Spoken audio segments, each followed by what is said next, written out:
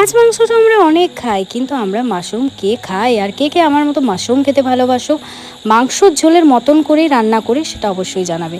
তো বাজার থেকে মাশরুম কিনে এনেছিলাম, ভালো করে জল দিয়ে ধুয়ে দিলাম। এখানে পেঁয়াজ আর টমেটো কেটে রেখেছি, এখানে আদা রসুন একটু গ্রেট করে নিলাম।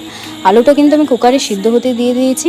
এবার কড়াইয়ের মধ্যে হলুদ দিয়ে দিলাম, জিরে গুঁড়ো, ধনে গুঁড়ো। তো মাশরুমগুলো একটু হালকা করে নুন দিয়ে ভেজে নিলাম, অল্প চিনিও দিয়েছি। আর আমি কিন্তু মাশরুমের ঝোলটাই বেশি পছন্দ করি। তারপরে ওই তেলের মধ্যে দিয়ে দিলাম গ্রেট করা আদা রসুন, তারপরে দিয়ে দিলাম পেঁয়াজ।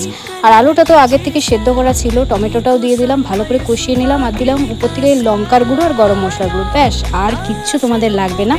এবার হালকা একটু ভাজা ভাজা হয়ে এলে তোমরা ওই সেদ্ধ করে আলু সেদ্ধ করার যে জলটা ছিল আমার, সেটা দিয়ে দিলাম। একটু ফুটে উঠলেই ওপর থেকে দিয়ে দেবো মাশরুম।